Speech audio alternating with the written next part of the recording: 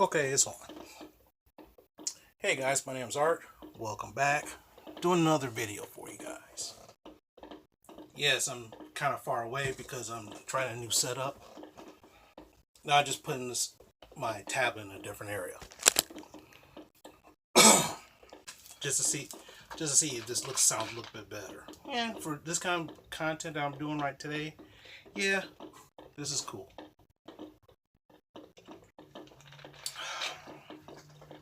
Last Monday, went to a concert.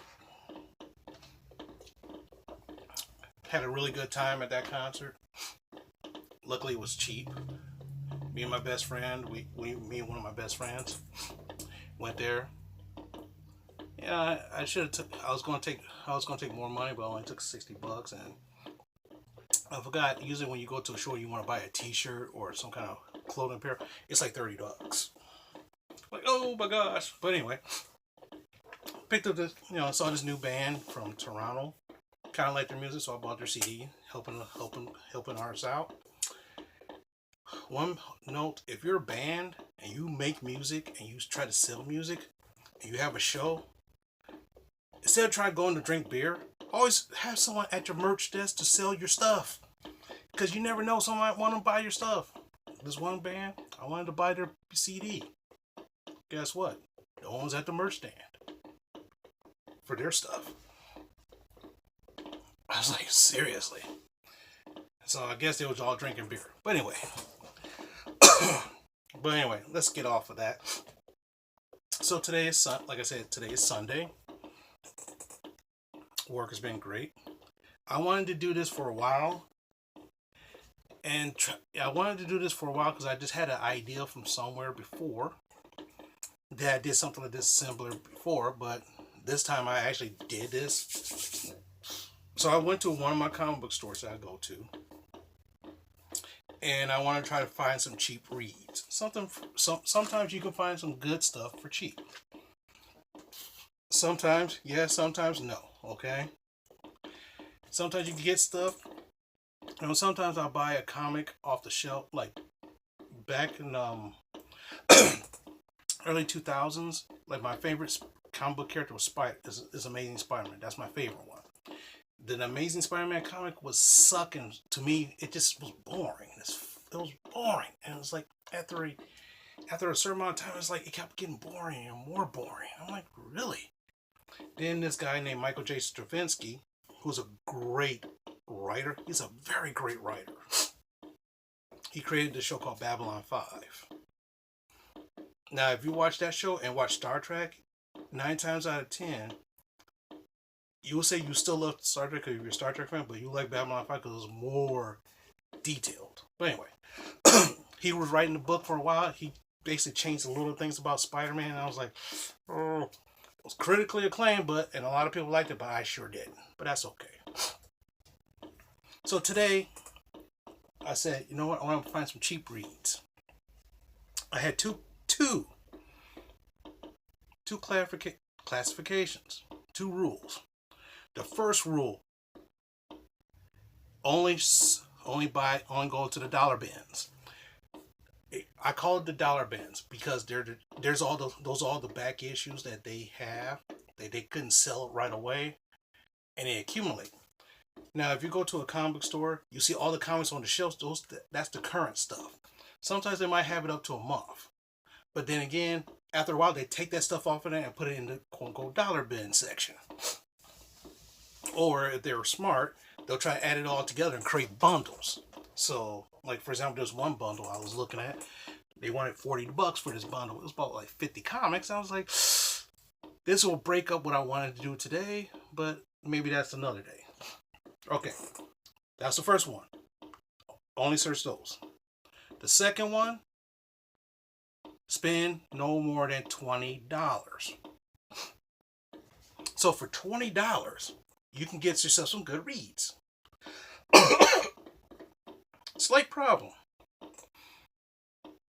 No matter, and a lot of these have actual prices on here, but they're not the actual prices because they were in the dollar bins. So what happened is each comic was $1.50 a piece. But if you buy 20 of them, it's $1.25. So here's the funny thing is, to get that $1.25, you have to buy 20 comics, which means I broke the $20 limit. I broke that rule automatically.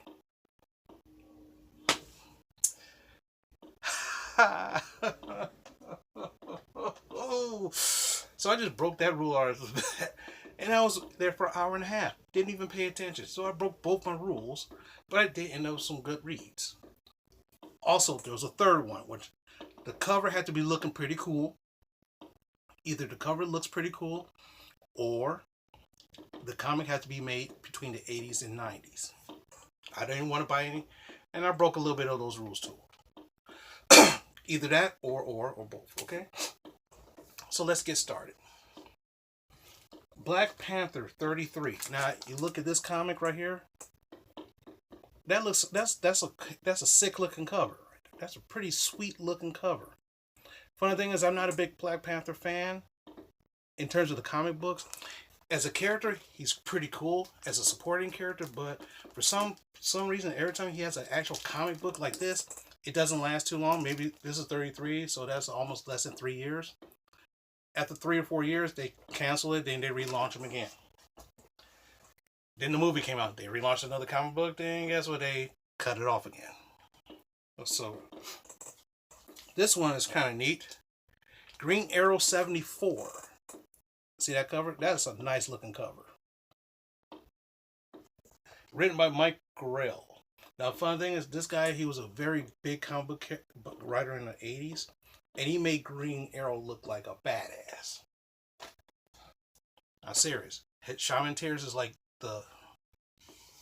I think Shaman Tears was his actual comic that he created. Or the Longbow Hunters or something like that. It was pretty cool. Next is Flash 56. I mean, look at that. That's a pretty nice looking comic. Something new, unique.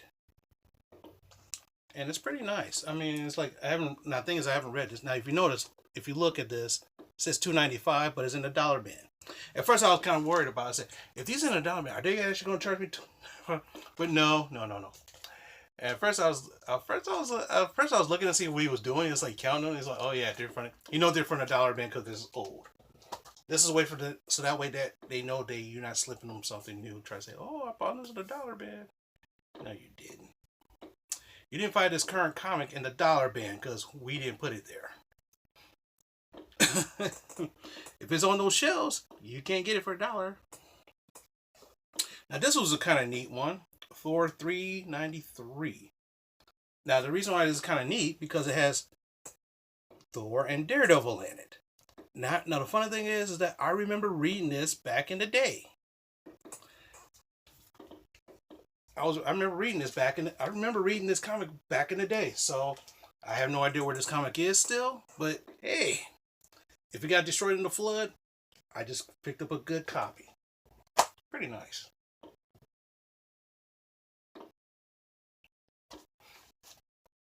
Actually, to tell you the truth, I should try to see how much this is worth. Probably not much, but hey, not a problem. Next is Hulk 359. I like this cover because it's like that Thing and the Hulk. And the Abomination and Wolverine all in the same cover. That's pretty freaking sweet, in my opinion. Next is Iron Man 251. I do remember having a copy of 250. That was him and Dr. Doom, and that was a nice ass storyline. But this one's from the Acts of Vengeance storyline, which I actually read this comic book back in the day. I had this comic back in the day. It's either been destroyed or it's in my garage right now, mixing with some of the other comics I have back then. Plus, it looks pretty neat. Now you might say, "What the hell?" Well, the thing about the Wrecker, his crowbar is enchanted. He's pretty much enhanced enchanted, by magic. So what happens? He can knock people around like that. Great cover. Okay. Now some of you might say, well, that looks kind of shitty. But to me, it's kind of cool. Plus, I read it before, so I know it's a funny story. Next is 274. Hercules' Last Avengers 274. The Wrecking Crew again.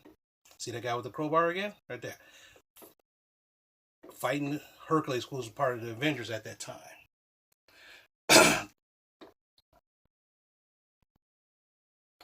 I don't know what, something told me to pick this up. I don't know why.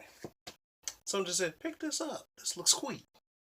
There's a lot of other stuff. I was like, oh, I don't know, but okay. You know, I like the way how they did Hercules in the comic books back in the day. It was more of a pompous ass. Like Thor was like regal and noble. And sometimes he acted like he was better than you. Because because in the comic books he was a god. Now if you look at Thor in the movies, Thor in the movies is like an alien. Thor in the comic books is the actual god of thunder.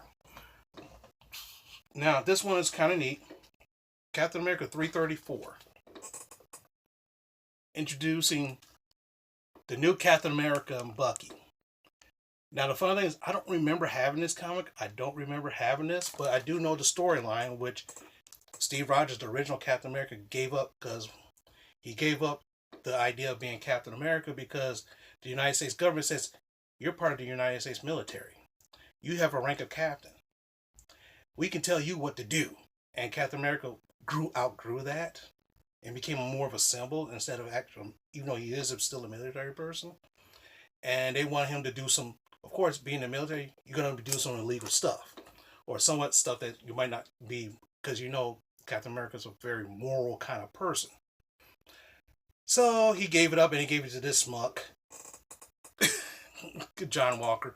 And the funny thing is, later on he became U.S. agent. It's kind of funny. This one right here is Captain America 368. I had this book at one time.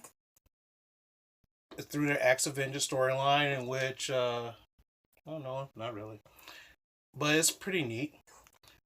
Ironically, I picked this one up too, which I definitely had at the time, which is the next part. This one and this one. So I got 2 in 1. So I was like, oh, that's pretty neat. I didn't realize that. But like I said, some of these books I had when I was a kid. Or when I was younger. I just don't remember where they were. One of the funny things I found was the Indiana Jones comic book. Yeah, there was some of those back in the day.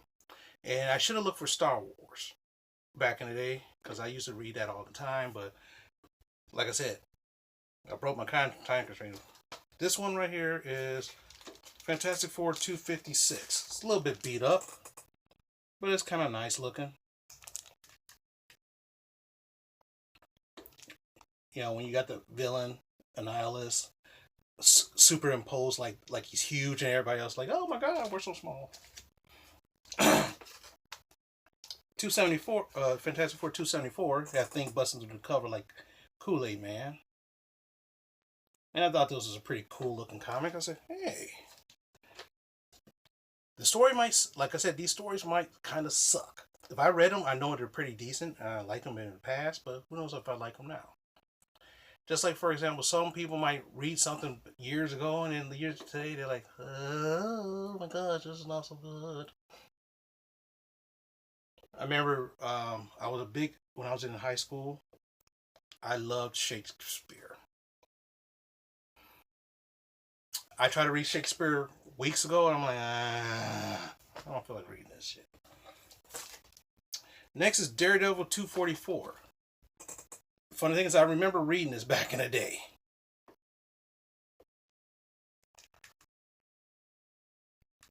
And I said, oh yeah, this is pretty neat. Daredevil 252. I actually had this back in the day. I actually read this one. So it was pretty neat. Daredevil 304. The funny thing was that after I grabbed my comics, I said, oh, I gotta get 20. I only had 15. So I picked up some Daredevils. Daredevil 304. I mean, look at that pose. To me, that's like an awesome classic pose right there. I never read this book. I never read that one, but it looks funny. Now, here's one Daredevil comic I was trying to look for the longest, and I can never find it. And it's supposed to be a good Good read. Now, some of you may have heard of this director slash actor slash comedian called Kevin Smith. If you heard of him, you probably saw his movie, like my favorite movie from him was Dogma, or Jay and Silent Bob, and all this other stuff. He's a big comic book character. He's also friends with Ben Affleck. Funny thing is, Ben Affleck. Most people don't know, even though he did play Batman, his favorite comic book character was Daredevil. Ben Affleck's favorite character was Daredevil. That's why he started in that Daredevil movie back in the early 2000s, which I thought was pretty decent. It had a newcomer, Colin Farrell, and as the Bullseye and Vig Rings as the Kingpin. Pretty neat. Pretty neat, if I say so. Hold it. Okay. I was watching some Doctor Who on DVD, and I said, since my niece who's here is knocked out sleep right now, the family left to go to church. Pure, simple, quiet. So now I can do this video instead of getting interrupted. Now check this out. This cover is badass.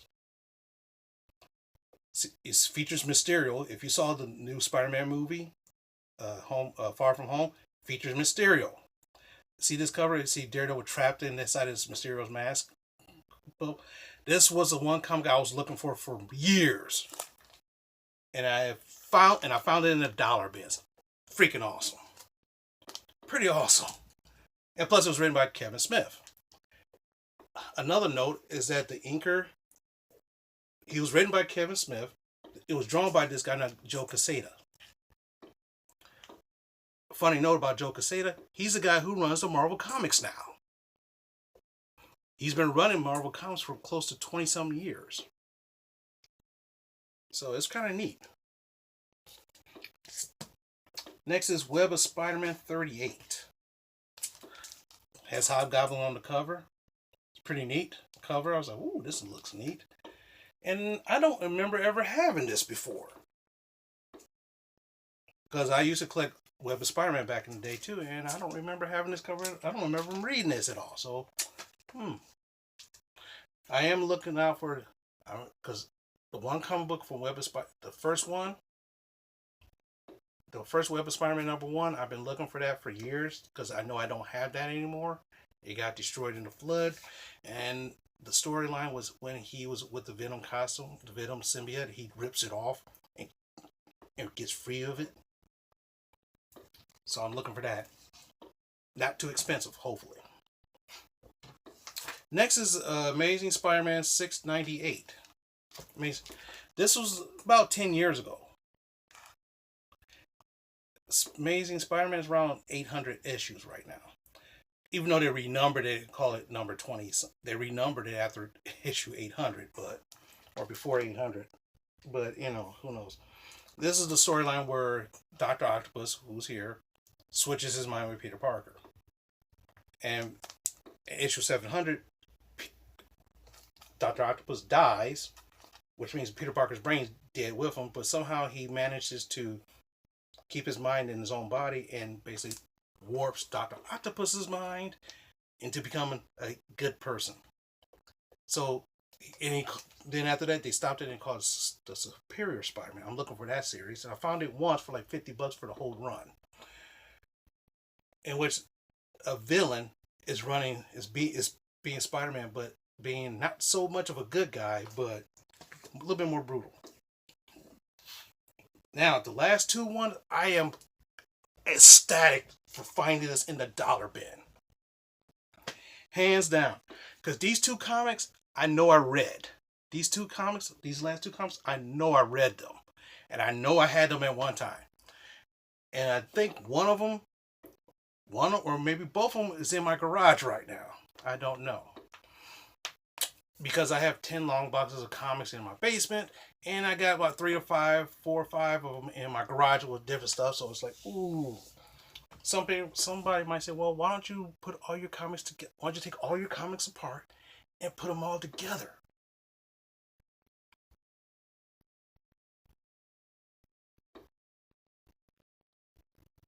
I thought of that. But imagine all my Amazing Spider-Mans, all my Spectacular Spiders, all my Web of Spider-Mans. Get them all from all my different boxes. Then try to put them all in order. It's a massive undertaking, but that's okay. Not gonna try that. No. But anyway, this is X-Men 251. See that? Wolverine being crucified on an X cross. That's awesome. If I remember the storyline, is that he got his ass kicked. The X-Men and him got their ass kicked by the Reavers, I think. I gotta reread this to find out. And somehow he let his animal self get wild and tear up some shit. Rescue himself and tears him up. That's okay. And episode 256. Psylocke. Basically the origin of Psylocke's first appearance. Now, Psylocke was in the X-Men movie played by Olivia Munn. Ooh, nice. And the funny thing, that her costume was exactly accurate as the comic book that she is in. This is her first appearance as Psylocke.